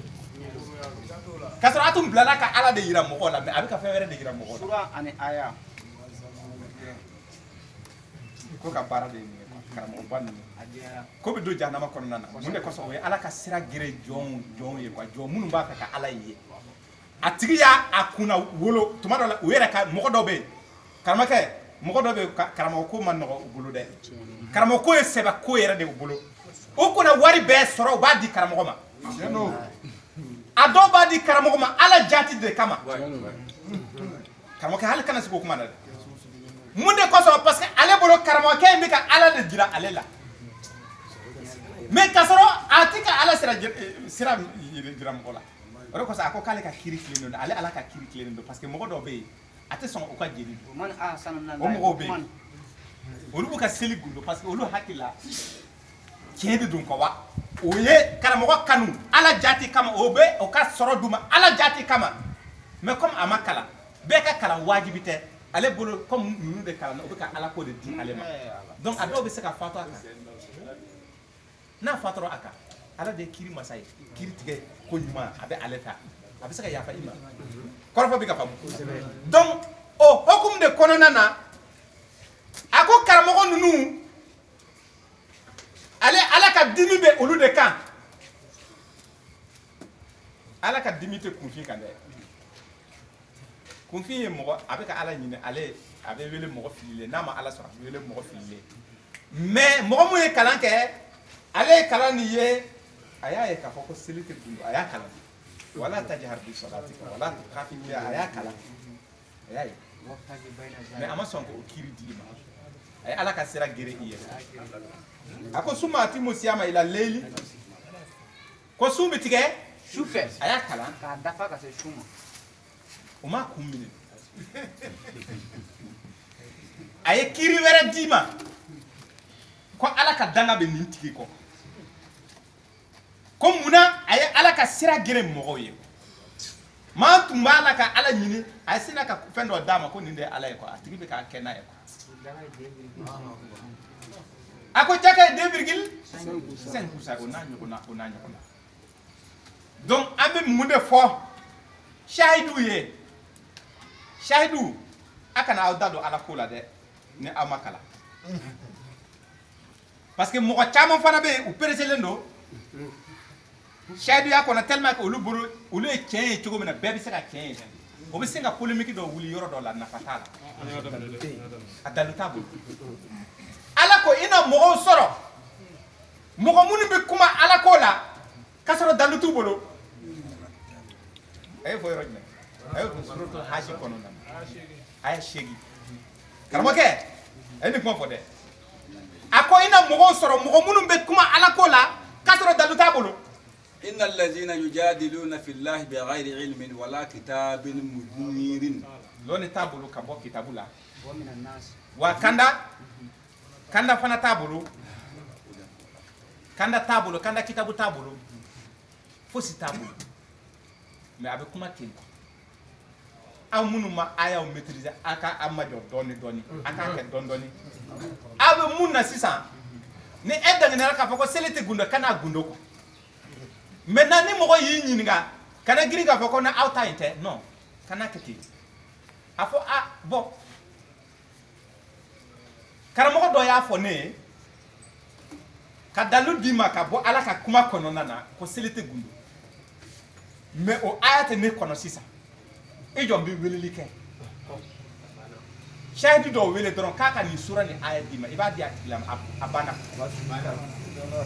na ya ja ka limana na ma ja a toy mais ema aya maîtriser fosi ka singa ti jodron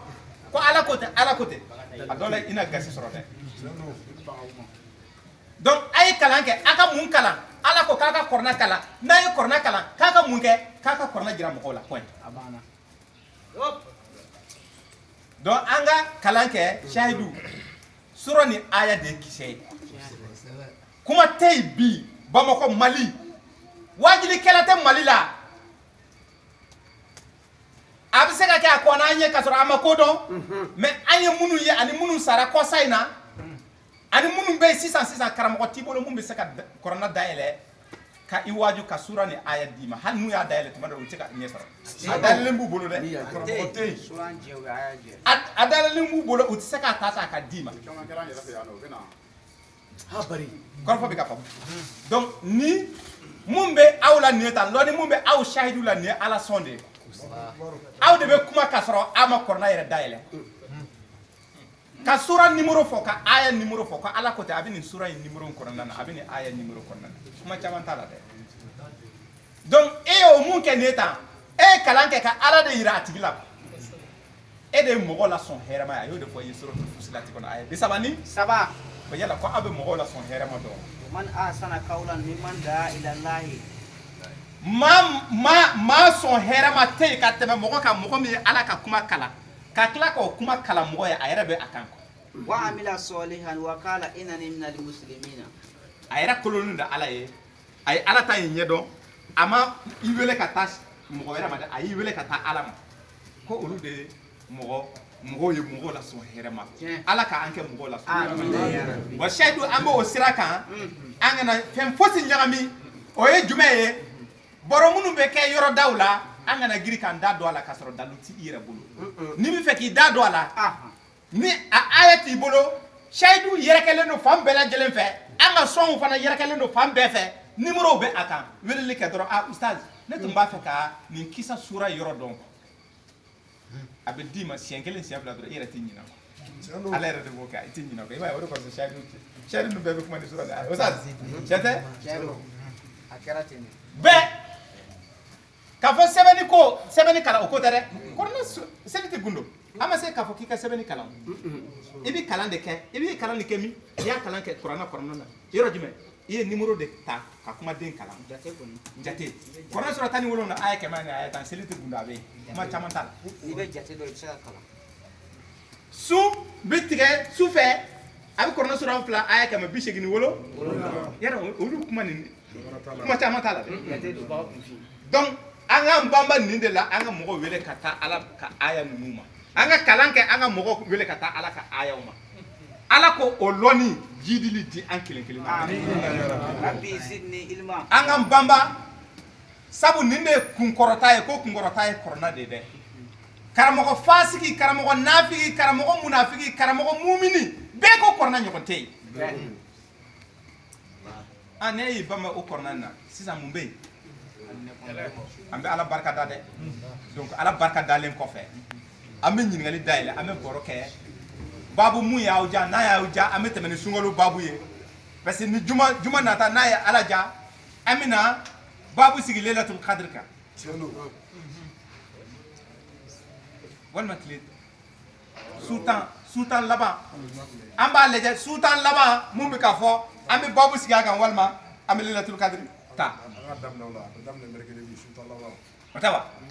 an b'o baara ci ka bɔ pepu nka yan'o cɛ an bɛ ɲɔgɔn baro ni ɲininkali siraw ye ɲininkali o ɲininkali minnu bɛ yen a kɛrɛnkɛrɛnlen don a ka d'an ye shahidu minnu ye shahidu kuraw ye n'u bɛ fɛ ka fɛn dɔ ɲɛdɔn an bɛ kuma di olu ma olu bɛ kɔkɛ u ka ɲininkali kɛ ɲininkali bɛ kɛ direct jaabi bɛ kɛ direct ni ne yɛrɛ tɛ mun dɔn kalanfaw ka ca yan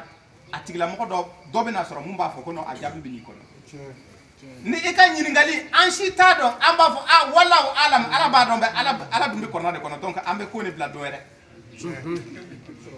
a bɛ sɔrɔ fana a bɛ ɲala parce que adamaden ka lɔnni ye ka surun kosɛbɛ wa adamaden ɲina ale insan donc an bɛ bɛɛ lajɛlen barikada an ka shahidu dɔ a ko k'a bɛ dugawu ɲini an fɛ ko ale burankɛ fatura Samba Tarawele mɔgɔ caman b'a dɔn k'a burankɛ fatura k'an ka dugawu k'a fɛ a burankɛ in fana an ka shahidu dɔ fana fa de don donc sababu man dɔgɔ shahiduya tɛ fɛn fitinin ye dɛ mais an tɛ se k'a dɔn bi yɛrɛ karamɔgɔkɛ tiɲɛ don dɛ shahiduya nin kiyama don ko don min na a b'a fɔ ko shahidu a ye taa fara kiraw kan kɔrɔna sura 39 aya 60 aya 9 don min na a b'a fɔ shahidu aw bɛɛ ka da kiraw ka réunion bɛ yan fɛ a ye taa fara olu kan ye a bɛ yen fɔ shahidu bɛ taa fara o kan ko o don de an yɛrɛ quoi an bɛ ala tanu a b'a fɔ ala ja e tun ye nɛɛma k'an ye i m'a ye o de kosɔn hali alijinɛ kɔnɔ fɛn bɛɛ dir'u ma liberté mais u ko f'an ka ala barika da de hali alijinɛ kɔnɔ mɔgɔw tellement que n'i donna alijinɛ e yɛrɛ bɛna ye k'a fɔ tiɲɛ ala ɲɛna ma dɛ e bɛ fan bɛɛ kɛ mankan ye a bɛ kɔrɔnɛ sura jumɛn kɔnɔ a bɛ kɔrɔnɛ sura 10 aya 9 ko bɛ ala bato k'u to alijinɛ kɔnɔ wa u bɛ ala fo salam salam salam u ka tariya u ka ko ni u bɛ ala bato ni kun cɛ ni salam salam u bɛ ala tanu ka anw tellement que vraiment i bɛna ye k'a fɔ ala ɲɛn'i ma dɛ parce que i bɛ kulo dɔ mɛn kogo kɔfɛ tasuma wa n'i bɛ fɛ k'u ye dɔrɔn a b'a fɔ ko i ɲɛ kɔrɔta i b'i ɲɛ kɔrɔta i b'u ye o y'a sɔrɔ an bɛ étage sanfɛ olu bɛ duguma ko an bɛ u lajɛ k'an to étage sanfɛ i bɛ sin ka yɛlɛ ka taa i ka étage ala ye cɛ ala ye ɲɛna ma dɛ o bɛ nin fɔ a tɛ suratu safu kɔnɔ na a bɛ suratu safu kɔnɔna na ko an bɛna ɲɔgɔn ye janamadenw ni anw an bɛ ɲɔgɔn ye an bɛ baro kɛ janamaden ninnu ko kanto hey Usain Seydou Keita ɲama o y'a sɔrɔ karisatigi tun de don an bɛ ala deli karamɔgɔ i ka karamɔgɔ ninnu dɔw ka tuubi minnu y'i kalan fɛn na madrasa la parce que a madrasa karamɔgɔ ninnu a caman tɛ se ka tuubi bilen mais n'a ye ala diya minnu bɛna tuubi olu a bɛ ɲɔgɔn sɔrɔ mais minnu ma tuubi i n'u bɛ ɲɔgɔn ye Usain Seydou Keita ɲama ni ji ye ko minɔgɔ a ye 24 Allahu akbar suratu Saf Quran sura 30 wolonwula aya 24 ka jigi ko o bɛ ji de ɲini ko ji ka di olu ma ala b'a fɔ ko a fɔ kita Usain ntɛ a baro bɛ sara n'i bɛ fɛ k'o ye tuma o tuma i b'u ye kɔrɔfɔ bɛ ka faamu donc o don de aw b'a dɔn k'a fɔ shahiduya ye fɛn mun ye o don de an bɛna dɔn walahi ala ɲɛna an ma sebaya bɛɛ tigi quoi a ka nɛɛma bolila an kan quoi an bɛ ala barika da donc ala k'o kɛ an kelen kelenna bɛɛ ye donc an bɛ ɲininkali di mɔgɔ kura ninnu ma parce que mɔgɔ kura caman de b'o tɛ fɛn kalama fɔlɔ naam dɔw tun y'a kanu ko an ye aya dɔ fɔ suratul azabi kɔnɔ la aya 13 ko a kalan quoi ko a kalan Quran sura 37 aya 13 وإذ قالت طائفة منهم يا أهل يثرب لا مقام لهم فارجعوا ويستأذن فريق منهم نبيا يقولون إن بيوتنا عورة وما هي بعورة إن يريدون إلا فرارا. وتمنا في كوكا يروني. دوين فانا بي سورة التوبة كنا آية بيناني سبعة. وفانا بابو بي. على كراي autorisation دوما. فتاسو وفانا آية بي. donc shahidu kuraw minnu bɛ yen dɔw nana Sise bɛ yen an grand frère i bɛ tɔgɔ fɔ walasa mɔgɔw ka se k'i dɔn Idrissa ne ye an ka kalanfa Gawusu Tarawele kɔrɔkɛ de ye donc an kɔrɔkɛ de don donc Tarawele bisimila ne ka ɲininkali bɛ Jaka de a ka ɲininkali bɛ Jaka de Jaka pourcentage jumɛn don Jaka pourcentage fonctionnaire ta kisa bɛ cogo di ko Jaka fonctionnaire bɛ di est-ce que mɔgɔ bɛ se ka Jaka di i balima dɔrɔn ma wa ko yala fonctionnaire ta bɛ cogo di Jaka pourcentage yɛrɛ ye joli ye fɔlɔ fonctionnaire ta ye bi cogo di ani sera yala a bɛ se ka di balimaw ma a ka ɲininkali ye fɛn 3 de étape 3 an b'a fɔ a sɛbɛnnen bɛ Tawurata kɔnɔna na n'i taara Lévitique ta chapitre 27 aya 30 31 32 33 ko aw ka sɔrɔ o sɔrɔ ne ala bɛ aw garisɛgɛ sɔrɔ o sɔrɔ siraw la a kɛra yiriden sira ye o a kɛra baganw sira ye o a kɛra nafolo sira ye o a kɛra wari sira ye o a kɛra sanu sira ye o nin bɛɛ ye garisɛgɛ de ye ala b'i garisɛgɛ sɛw dɔ nana sɛden tan d'i ma kɔrɔfɔ bɛ ka fɔ fɛn o fɛn na a jate nana dafa 10 dɔrɔn a ko ko kelen bɔ a la kelen t'i ta ye ko ne de y'i garisɛgɛ sɔrɔ in na bon temps o temps i bɛ kelen bɔ a la i bɛ kelen de segin ne ala ma jaka kelen o temps kelen de don donc ni jaka i ka sɔrɔ ye 9 jaka tɛ ale la i ye misi mara daminɛ misi ni a bɛ ka bugu f'a nana se 9 jaka t'a la sisan don min na i ka misi nana jigin den 10 na a bangera ka ban a ɲɛnaman de don a filɛ nin ye dɔrɔn a ko ke i bɛ mun ka di i ye misi na Kuran sura 2 aya 267 mun ka di i ye misi ninnu na i bɛ kelen ta i b'a di ne ala ma i bɛ misi in to a nɔ na a ka bugu ka taa fo a ka dafa 20 wɛrɛ 20 tan ka fara nin kan tuguni 19 20 o tɛ tan o tan kelen a bɛ levitigi kɔnɔna na ko Mamadu n'i tɛ fɛn mun ɲɛdɔn a ɲininka parce que nin Kuranu ni a bɛ ka bɔ kitabu kɔrɔ de baro de kɔnɔ. In kunta fi shakkin mimma anzalna ilayka fasal lezina kanu yakra'una alkitaba min qablika. Mamadu kana siga yɛrɛ Kuran sura 10 aya 94 ni nana linjila kɔnɔna na Hébreu chapitre 7 aya fɔlɔ ka taa bila aya 4 na tan o tan a ka sɔrɔ la i b'o de kelen bɔ i ka sɔrɔ la fɛn o fɛn n'a nana d'i ma ko hɔn ne tan de don dɔrɔn kelen ale ala niyɔrɔ ye k'i ka segin ka di ale ma a ko Mamadu ne ala ye misali d'i ma k'a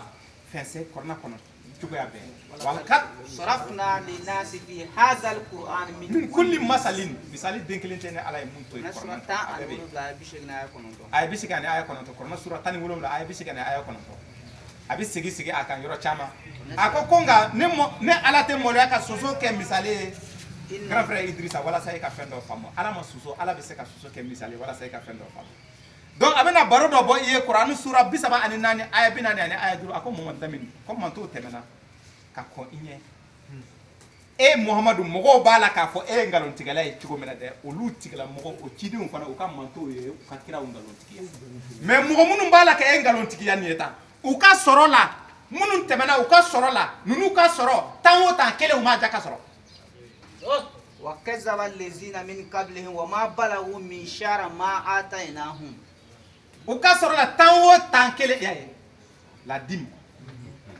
tan o tan kelen u ka sɔrɔ la k'u m'a ja ka sɔrɔ ma balagu min shara ma atainahum i ma fɛn dɔ faamu nin misali la ala bɛ sɔrɔ k'a fɔ ko kelen di ne ma n b'a kɛ tan ye man jaa bil tan nana kelen nana Kuran sura 6 aya 100 ani aya 60 jaka ye kelen o kelen tan ye donc n'i kɛra fonctionnaire ye tan o tan kelen e bɛ a bɔ a la i b'a di ala ma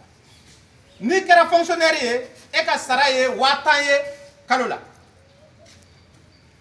i ka sara bɛ cun yɔrɔ min na i bɛ taa i ka sara ta 5000 i b'a ta dɔrɔn i bɛ 1000 bɔ a la o sɛbɛn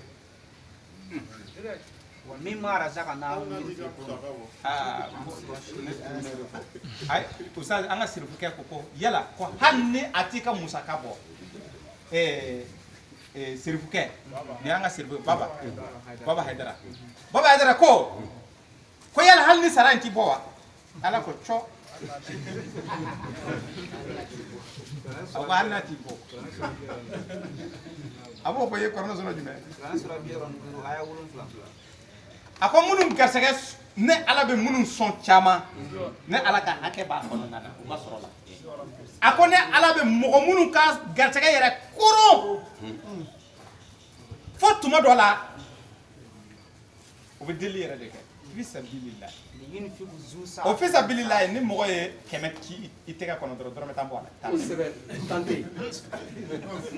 a ma fɔ juru dɛ n'i taara juru minɛ jaka tɛ juru la dɛ ko parce que fɛn sara t'a don ala m'i garisɛgɛ nin kɔni a gɛlɛyara e yɛrɛ de taara i yɛrɛ turu parce que juru de don juru kan k'a sara comme fisabililahi dɔrɔmɛ 10 cunna i tɛgɛ kɔnɔ dɔrɔmɛ 1 ni ala de ta ye n'a kɛra 20 ye dɔrɔmɛ 2 n'a kɛra 100 o ye dɔrɔmɛ 10 ye tan o tan kelen kɔrɔfɔ bɛ ka faamu a ko hali n'i ka dépense t'i bɔ a b'o fɔ i ye Kurani sura 3 aya 133 hali n'i ka dépense t'i bɔ ko sabula limaniya in sirilen tɛ dɔ wɛrɛ dɛ gɛlɛya kɔnɔ ani hɛrɛ kɔnɔ ala y'i yamaruya mun na i b'a kɛ dɔrɔn madama i ye fitini sɔrɔ ko ne ala ka fitini bɛ fitini na mais ne tɛ fɛn ɲini fɛ ne ma fɛn mun d'i ma donc temps o temps kelen ni i kɛra fonctionnaire ye dɔrɔn 134 134 suratul ali imran 134 a ko hali n'i ka fɛn i ka sɔrɔ kɔrɔ السراء والضراء والكاظمين الغيظ والعافين عن الناس لا يحب المسلمين o tɛ e bɛ dɔ di donc i b'a fɔ fonctionnaire kɛ nin ye a ka sara bɛ cun dɔrɔn a bɛ 1000 a bɛ 1000 bɔ a la hali ni heure sera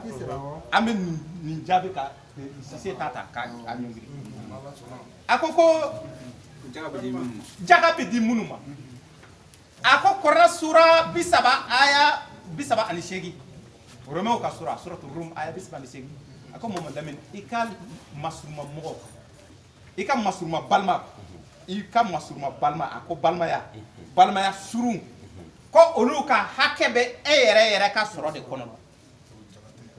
i b'i débrouiller ni mun ye dɛ olu fana i b'i débrouiller n'o ye o kɔnɔ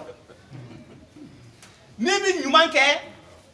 comme o débrouiller in kɔnɔna na ne m'a f'i ye n k'i k'u sɔn dɛ adama dɛ Kuranɛ sura 2 aya 200 ani 19 ko Mamadu u bɛna i ɲininka ɲumanya bɛ kɛ ni sɔrɔ jumɛn ye Kuranɛ sura 2 suratul Baqara aya 200 ani aya 19 ko mɔgɔ bɛna i ɲininka Muhamadu ɲumanya bɛ kɛ ni sɔrɔ sugu jumɛn ye ko o jaabi dɛ ɲumanya bɛ kɛ ni sɔrɔ mun ye k'o de ye u mago bɛ mun na ka balo ni don min na o ye dɔ sɔrɔ ka fara a kan mun farala i ka balo kan dɛ ko ɲumanya bɛ kɛ ni o ye tɔtolen ko bɛ o ɲumanya ko e b'a kɛ jɔn ye quoi o b'i ɲininka a la o jaabi Kuranɛ sura 2 aya 200 ani 15 i b'a fɔ ko ɲumanya a bɛ daminɛ fa de la fakɛ ni fakɛ bɛ balo la kan'a di ba ma ka fa in to dɛ ala ko a bɛ di fa de ma fɔlɔ ko o kɔfɛ e bɛ dɔ di ba ma ko o kɔfɛ i balima surun i bɛ dɔ di u ma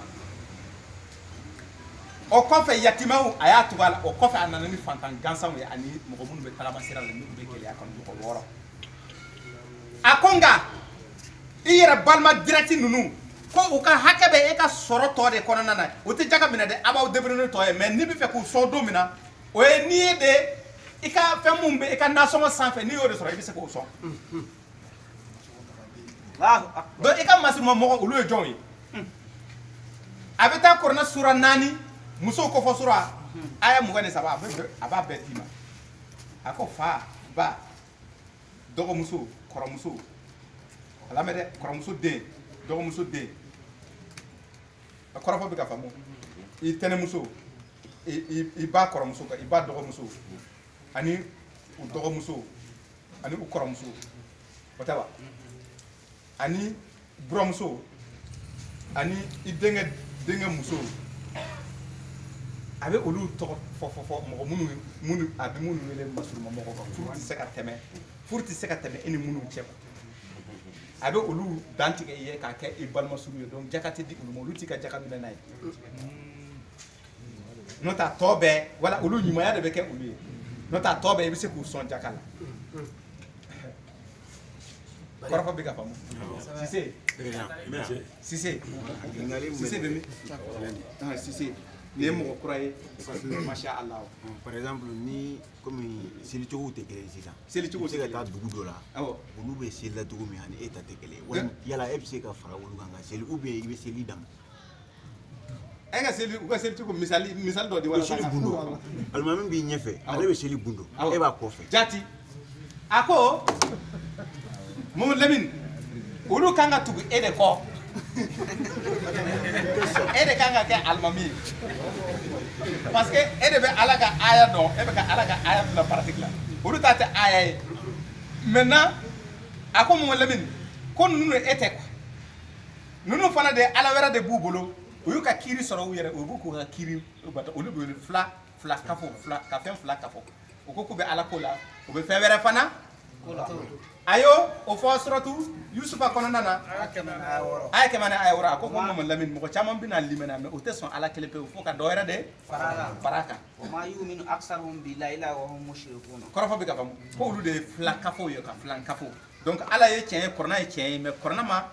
a tɛ se ka seli wara la fo an ka lakadari de ta ka fara a kan donc lakadari de seli kɔni ala ko k'an ka a jɔ ka ɲɛsin kɔrɔ ma a sɔnna ka ɲɛsin kɔrɔ ma a ko a ka seliji ta ko seliji yɛrɛ fana ma dafa kosɛbɛ an bɛ dɔ wɛrɛ fara a kan bukari de côté an bɛ nuhu don a la ka da kojugu e bɛ ka kɔrɔfɔ faamu bon an bɛ seli fana an bɛ fatiha kalan fatiha ni aya 7 ye kɔrɔna de côté kɔrɔna sura 15 aya 87 o fana ye tiɲɛ an b'o kɛ ko bon mais an b'a lajɛ jɔ ko ani Qur'anul Azim ani Qur'anaba e bɛ sura bɛɛ jɔko bɛɛ e bɛ 7 ni kalan e bɛ yɔrɔ dɔ kalan jɔko fosi tɛ yen i bɛ fatiha dɔrɔn kalan ka dan yɔrɔ min na ala ko ten k'i ka yɔrɔ kalan ka bɔ kɔrɔna na mun ka nɔgɔ kɔrɔna sɔrɔ 73 aya 20 o tɛ wa donc sisan u ko non ko bon an b'a lajɛ jɔko fɔlɔ an bɛ fatiha ani dɔ d'a kan mais jɔko laban fila an bɛ dɔ b'a la donc o dɔ b'a la aw bɛ ka mun fɔ nin ye tan o tɛ ala ka kuma ye u b'a fara ala ka kuma na o de bɛ wele filakafo donc e ni olu tɛ seli ma ɲɔgɔn ye a ko kɔrɔna sɔrɔ 29 aya 50 ani aya aya 56 k'ale dugukolo fɛrɛ walasa a ka bato kɛ mɔgɔ si kana na i karaba k'a fɔ ko a ma ɲɛ a ko dugukolo fɛrɛlen don donc a to yen u to yen k'u ka seli kɛ taa i ka seli kɛ i dan ma n'o y'i ɲininka a baasi t'a la dɛ ne kɔni kɛlɛ ko tɛ dɛ ne yɛrɛ tɛ kɛlɛ kɛ fana ka diinɛ de ye ko diinɛ cayara i b'a fɔ k'o de don dɛ k'o ka ca kana gɛlɛya dɛ parce que o b'a essayer k'a fɔ k'u b'i bugɔ voilà donc kana kuma caya quoi i b'a fɔ ko e ma deli ka nin ye a b'a fɔ ayi k'a ma deli ka nin i b'a fɔ ko nin fana ye diinɛ kura ye o yɛrɛ de u b'i yɛlɛ i y'a ye ko diinɛ kura cayara a y'a ye i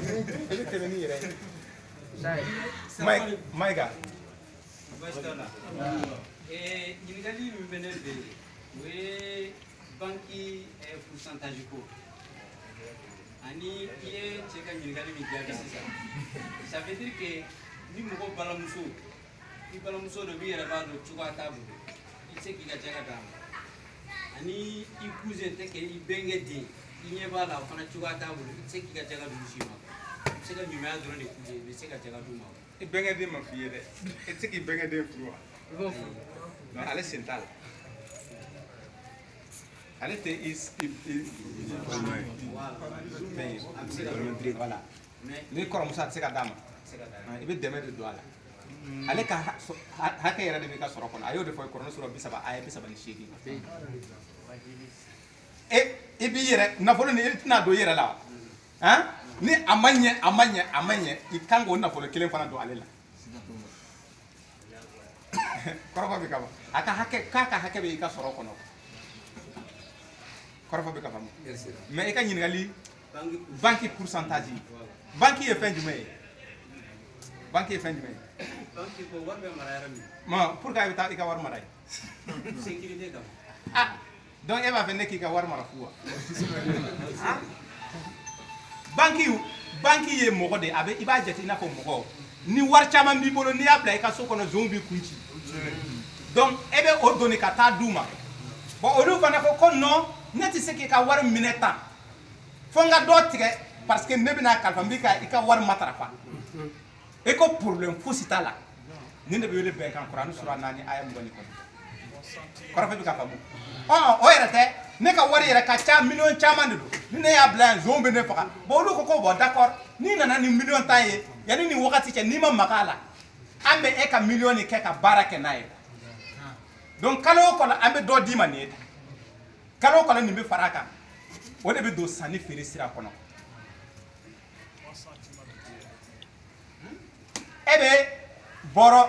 mangoro wagati tɛ sisan e bɛ taa mangoro cɛ ka na e ka feerefɛn ye jumɛn e bɛ taa bɔrɔ kelen ta o 200 e bɛ na o bɔrɔ kelen e b'a feere 200 pourquoi e t'a feere 200 i ka tɔnɔ t'o la voilà o de bɛ wele sanni feere a ko bon ale de ye gɔrɔgɔ daga ka sanni feere ale de goroko bali ka sani feere daga ko korona sura fila aya 275 duru ako bo sani feere do ye jumɛn ye i bɛ taa fɛn dɔ ta i t'a tigi karaba a k'a san dɛ i b'a fɔ a ye ko n b'a feere i ma nin ye a fana b'a fɔ nin fana ka ca dɛ an k'a tɛrɛmɛ donc a bɛ bɛn a la a bɛ mun i bɛ mun yɛlɛ a kan o ye wele tɔnɔ kɔ bon gɔrɔkɔ fana gɔrɔkɔ différence jumɛn de bɛ ani gɔrɔkɔ cɛ parce que yahudu y'o de fɔ ala ye u ko cɛ ko ala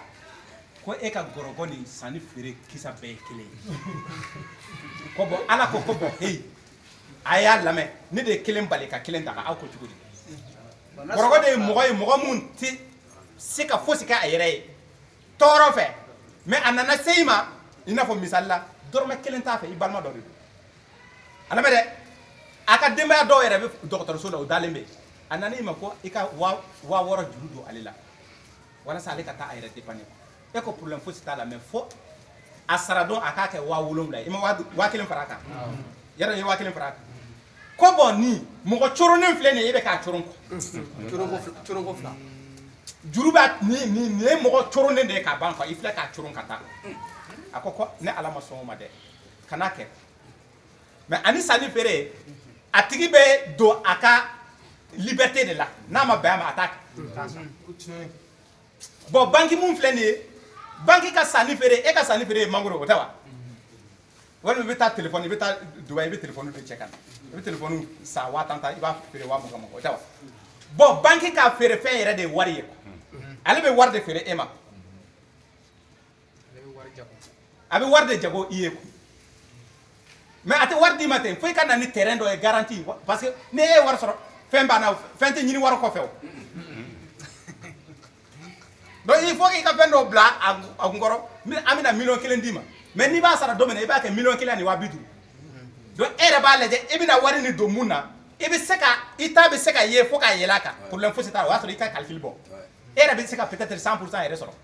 ne 100% sɔrɔ a ma kɛ 1,200,000 ye donc i bɛ 1,000,000 ni segin ani 50,000 joli de bɛ to e bolo 100,000 ani 50,000 ni e tun ma banque wari ni sɔrɔ ka o kɛ e tun bɛ se k'o sɔrɔ donc banque fana y'a ka fɛn de feere i ma ale ye wari de feere i ma donc a fana tɛ wari feere i ma 1 million 1 million hɔn 1 million i bɛ segin 1 million de ma o ta ne bɛ balo cogo di donc banque fɛn in tɛ don gɔrɔkɔ kɔnɔna na a pourcentage ka ɲi kosɛbɛ fɛn dagalenba de don wagati sera ala ka diɲɛ ye wala an bɛ ɲɔgɔn bila yan